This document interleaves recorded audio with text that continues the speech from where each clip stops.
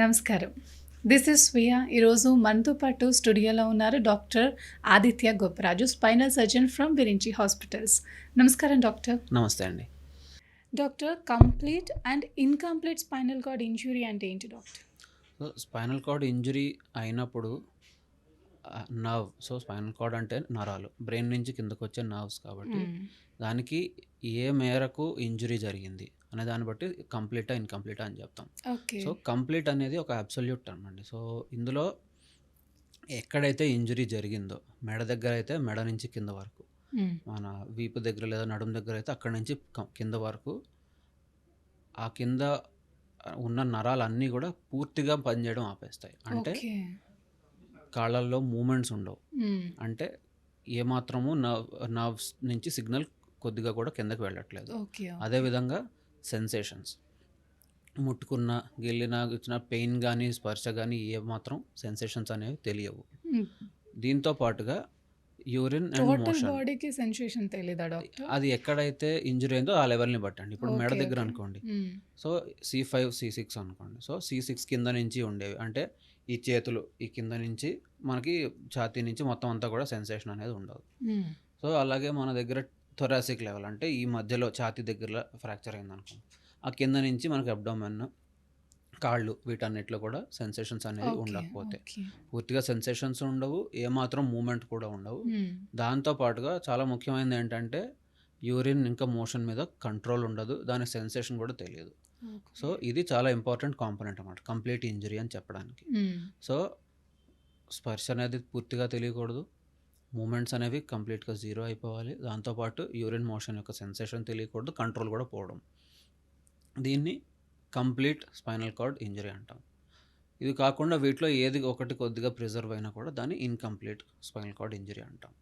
So దీన్ని కంప్లీటా, incomplete అనే దాన్ని కూడా దానికి ఒక 5 గ్రేడ్స్ ఇస్తామండి. సో ABCDE అంటాం, AIS స్కోరింగ్ అంటాం దాన్ని. సో అందులో A అనేది కంప్లీట్ ఇంజరీ కిందకి వస్తుంది, BCDE అనేవి ఇన్కంప్లీట్ ఇంజరీస్ అన్నమాట.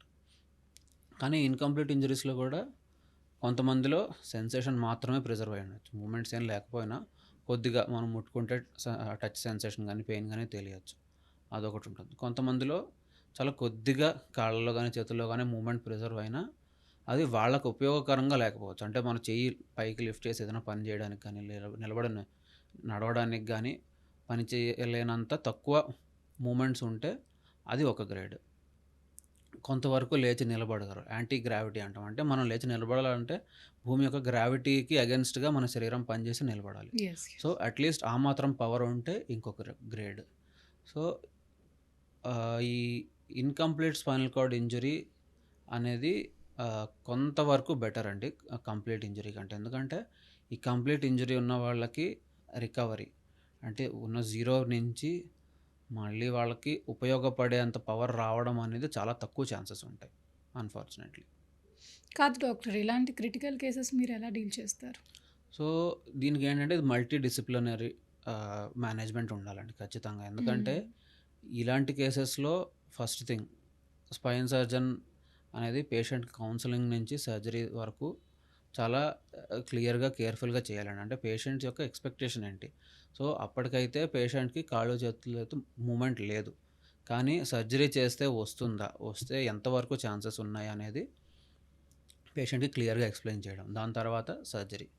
సో సర్జరీ అనేది ఏ కాంప్లికేషన్స్ లేకుండా స్పైన్ ఫిక్సేషన్ అనేది స్క్రూస్, రాడ్స్ అవన్నీ వేసి కంప్లీట్ చేయడం. తర్వాత వూండ్ హీలింగ్, స్పైన్ ఆపరేషన్ చేసిన తర్వాత గాయం అంతా మానిన తర్వాత నెక్స్ట్ థింగ్, మనం ఇందాక అనుకున్నట్టు యూరిన్ మోషన్ కంట్రోల్ అనేది ఉండదు ఈ కంప్లీట్ ఇంజరీ వాళ్ళలో.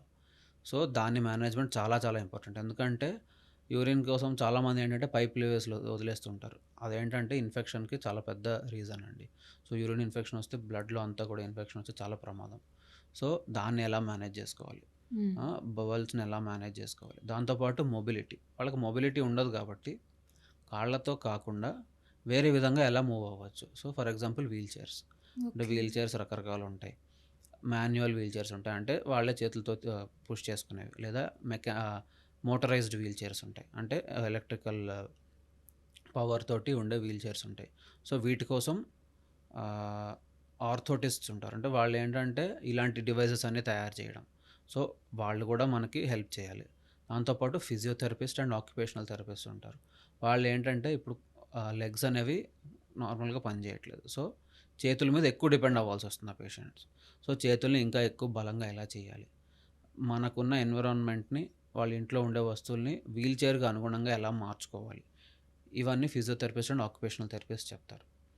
సో, ఇలాగా అందరి యొక్క హెల్ప్ తోటి మన పేషెంట్‌ని మేనేజ్ చేయాలండి. ఆఫ్టర్ సర్జరీ తర్వాత పేషెంట్ పరిస్థితి ఎలా ఉంటుంది డాక్టర్? సో, సర్జరీ తర్వాత మొబిలైజేషన్ అనేది చాలా ఇంపార్టెంట్ అండి. ఎందుకంటే చాలామంది అనుకుంటారు, అంటే ఒక 50, 60 ఏళ్ల క్రితం కాన్సెప్ట్ అయ్యుండొచ్చు. సో, స్పైన్ సర్జరీ అయితే ఇంకా బెడ్ రెస్టే కొన్ని నెలల పాటు లేవకూడదు అని. సో, అది చాలా తప్పండి. మనిషికి ఎప్పుడైనా సరే movement is life. So, A surgery అయినా కూడా వెంటనే మొబిలైజ్ చేయడం అనేది చాలా ఇంపార్టెంట్. సో, కాళ్ళల్లో మూవ్‌మెంట్ లేదు అయినా కూడా పేషెంట్‌ని ఈవెన్ వీల్ చైర్‌లో కూర్చోబెట్టి అయినా సరే మొబిలైజ్ చేయాలి. ఎందుకంటే అది ఫిజికల్‌గానే కాకుండా సైకలాజికల్‌గా కూడా చాలా ఇంపాక్ట్ చూపిస్తుంది. సో, ఈ సైకలాజికల్ ఫీలింగ్‌ని వాళ్ళకి దూరం చేయాలంటే కొంతవరకైనా అట్‌లీస్ట్ మొబిలైజ్ చేసి మిగిలిన వాళ్ళతో కలిసేలాగా చేయడం. హ్మ్. తర్వాత మొబిలైజేషన్ తర్వాత ఈ యాక్టివిటీస్ అన్నీ వాళ్ళు నేర్చుకునేలాగా రెగ్యులర్ ఈ ఫిజియోథెరపీ, ఆక్యుపేషనల్ థెరపీ అవన్నీ చూడడం. అండ్ బెడ్ సోర్స్ అనేవి రాకుండా చూసుకోవడం. ఈ స్పైనల్ కంప్లీట్ ఇంజరీస్‌లో ఏమవుతుందంటే సెన్సేషన్ ఉండదు. సో, సెన్సేషన్ ఉండకపోవడం వల్ల ఏమవుతుందంటే స్కిన్ అనేది ఎక్కువ సెన్సిటివ్‌గా తయారై ఎక్కడైనా ఇంజరీస్ అవి అయినా కూడా వాళ్ళకి పుండు వచ్చి అది బెడ్ సోర్‌గా మారే అవకాశం ఉంటుంది. సో, అవి రాకుండా చూసుకోవడం. సో, ఇలాంటివన్నీ కూడా చాలా జాగ్రత్తగా పేషెంట్‌కి కేర్ ఎక్స్‌ప్లెయిన్ చేయాలి. పేషెంట్‌తో ఉండే వాళ్ళు, పేషెంట్ ఫ్యామిలీ మెంబర్స్ ఇంట్లో ఎవరుంటారో వాళ్ళకి కూడా ఎక్స్‌ప్లెయిన్ చేసి కౌన్సెలింగ్ అనేది చేయడం ఇంపార్టెంట్ అండి. Thank you doctor. Thank you so thank you much. అండి.